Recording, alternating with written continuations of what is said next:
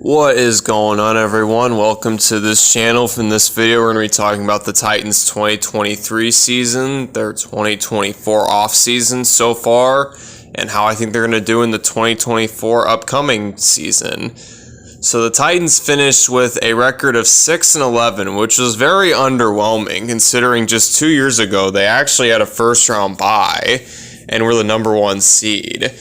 So it was definitely disappointing that they only went 6-11, and obviously they missed the playoffs. And if there's any silver lining in this, is quarterback Will Levis looked pretty well when he played. He showed some flashes of brilliance. I mean, he wasn't perfect. He's a rookie. Well, he was a rookie. This year's his sophomore year. His next year, second year. But he showed some promising flashes that Titans fans can definitely get excited about. And, I mean, I think it's going to be a lot better than their season this last season, because they'll have Will Levis starting the whole season. And they had Will Levis start sometime like week 8 or week 9 or something like that, because Ryan Tannehill was not playing very good. And, I mean, it was kind of the same old song and dance with him. He's not really going to do much for your team. So the Titans figured to start Will Levis the rest of the season, which they did. And I mean, it didn't, give him to a playoff berth or anything like that, but there were some exciting moments that he showed. So definitely some promise there. And they also were able to get former Chiefs secondary player. I'm not sure. I think he's a cornerback or safety. I honestly don't know. Pretty sure cornerback, but I honestly couldn't fucking tell you. He is L'Jarius Sneed. He is a very solid player. Well, he was a very solid player for the Chiefs. So we don't really know how he's going to do with the Titans. I'm not as big on this signing as some people are, because I mentioned that he might not be good with the Titans, because I think one of the reasons why he played so well in Kansas City is because of how good their defense was. And with the Titans, it's like they don't have as much talent on that defensive side of the ball, at least not in the secondary. So you have to wonder if he's going to replicate that success or not. So that's what I'm kind of worried about. But, I mean, I don't hate it as much as I initially hated it. So hopefully it works out for them. And since he's on the screen right now, we might as well bring up the elephant in the room. They had to get rid of Derrick Henry. And I know that hurt a lot of Titans fans. I know it had to hurt watching him go to the Ravens. But, I mean, they owe it to him. He wants to ring chase, and I mean, as much as it sucks to admit this, the Titans, they're not a ring-chasing team. They're not a Super Bowl contender. They're a rebuilding team, and they just wanted to let Derrick Henry go chase some rings since he's yet to win a Super Bowl.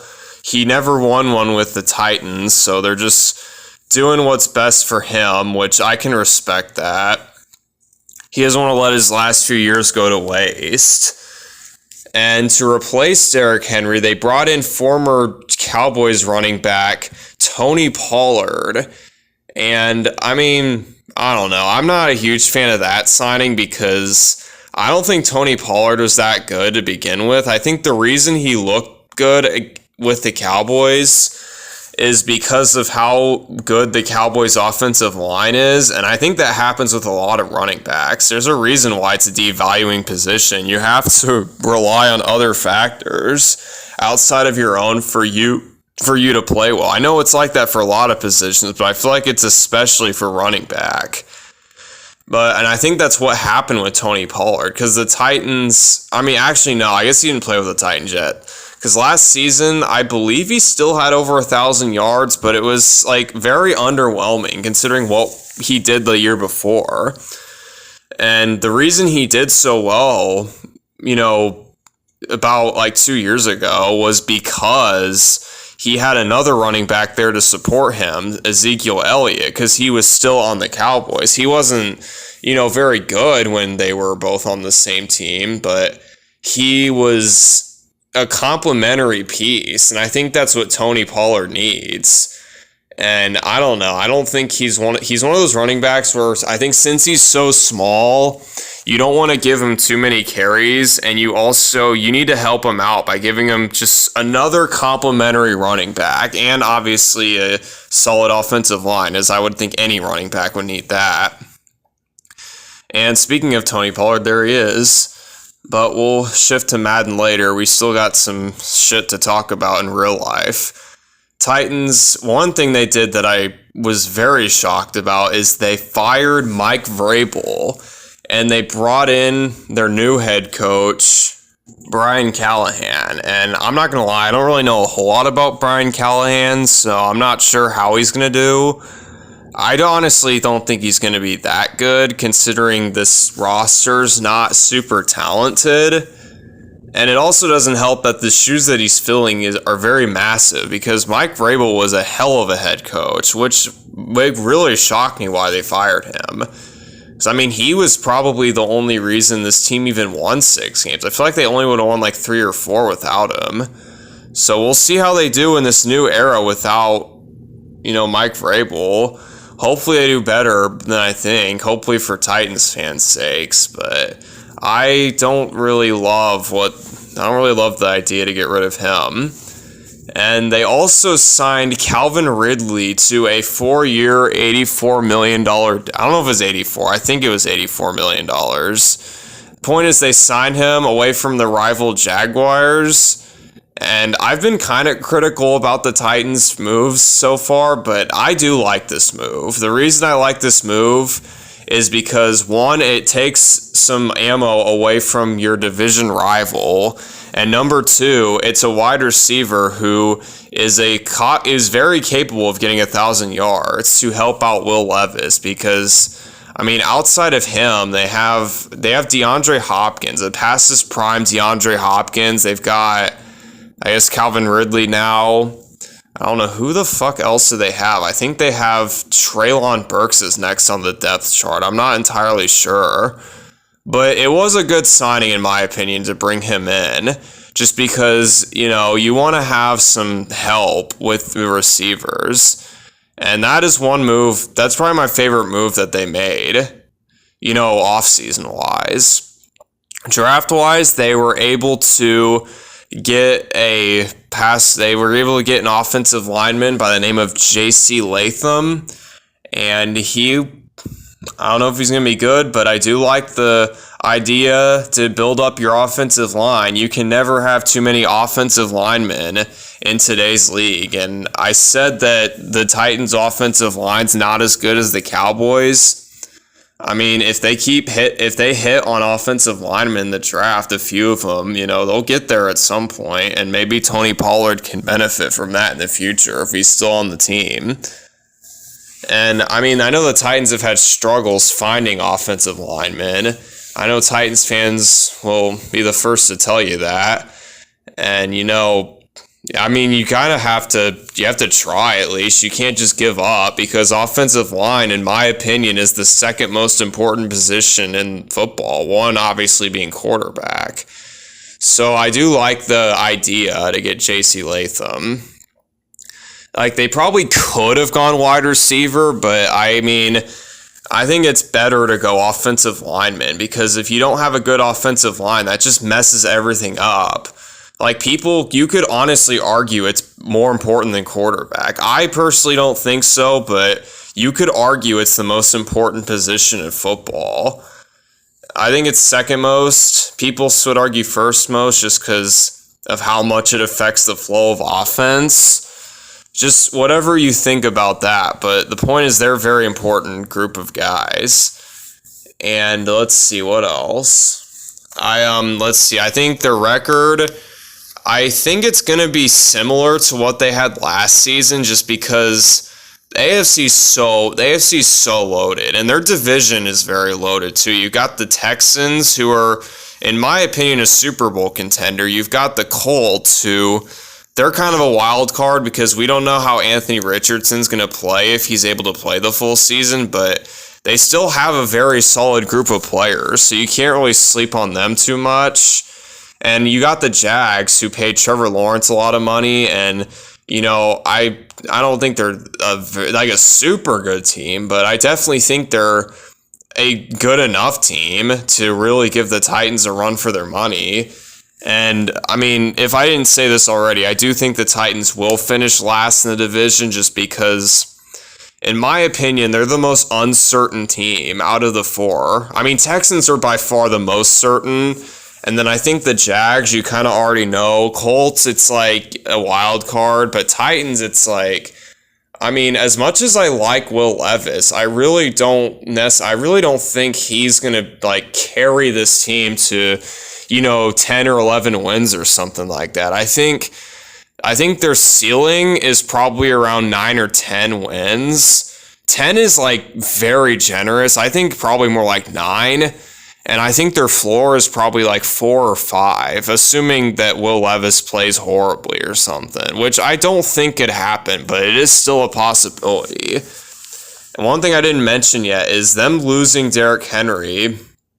I mean, we obviously don't know how he's going to play yet, but I definitely think losing Derrick Henry is going to take a toll on Will Levis. I think just because of the presence of Derrick Henry, I believe that that's just going to, since that's gone now, I mean, they don't have to focus so much on Derrick Henry, opposing defenses, that is.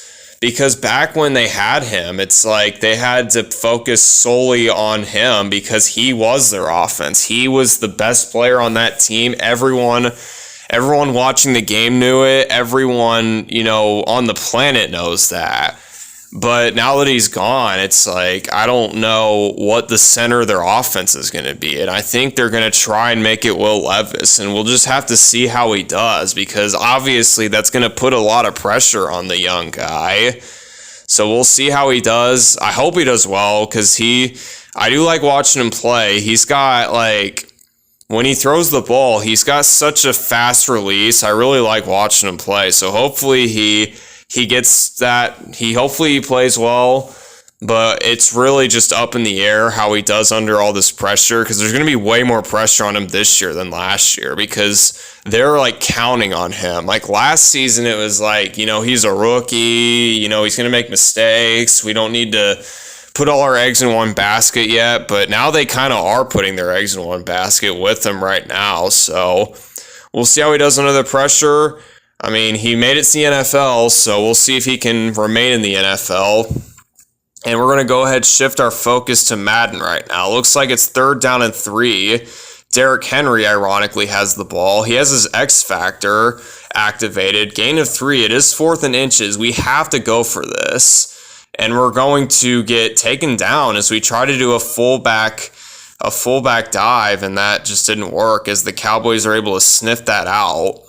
And they're up by 7 with not very much time left. They've got 25 seconds left, and they could pretty much win the game right now if they wanted to. And I don't know why they called it timeout. It's kind of stupid. They just want to try and run out the score or something. And it's 1st down and 10. Dak Prescott is going to have this pass be incomplete. And, why the hell are you passing, dude? Just take your win and go. I don't know what he's doing. 2nd and 10, he throws, and it's incomplete again. I mean, the real question is, what are you doing? Run the ball or something, dude. 3rd down and 10, passes again. He's going to throw incomplete again. 4th and 10. And, the Cowboys just put themselves in a situation they didn't need to do. It looks like they're going to try and pass again, and Dak Prescott's going to run. He fumbles. He recovers it, but it doesn't matter because it's 4th down. And the Titans will have the ball at the 38 with a chance to realistically win the game. 2 seconds left. We have one chance to score a touchdown here. We'll see if we can do it. 1st down and 10. Will Levis going to throw. And it's picked off. And just like that, the Cowboys do get away with a win there. And you may have noticed this when I was playing Madden, you had the game on the screen. Is the game skipped to the 4th quarter, and the reason it did that is because for whatever reason my Xbox decided not to put my game clip up when I was recording it. So that's kind of stupid that it did that, because there were some really exciting moments in that part, but we couldn't see it because my Xbox decided to I don't know, I don't know. I can't think of a good analogy right now, but I mean, I think you get what I'm saying. Nothing I could do there. Really frustrating, I'm not going to lie, because it was a good game. I mean, we came back and we almost won. We were down by 21 initially, and we were able to, tie the game up 28-28 just for the, stupid thing to not work. That does kind of suck. But what are you going to do? Not going to worry about it too much. Not a whole lot I can do. Hopefully you guys understand where I'm coming from. And it's going to about do it for this video. Yeah, I just mentioned the Titans a lot, and I was being a little negative, but I mean, I don't necessarily think they're in a horrible situation. I just don't really like a lot of the moves that they've made as much as some people do. Just because I think people are kind of overrating them a little bit, and I think, not that they're bad moves or anything like that, I just think people need to be realistic with them. But this is going to officially do it for this video, and I will see you guys next time for my final Madden 24 video with the Minnesota Vikings.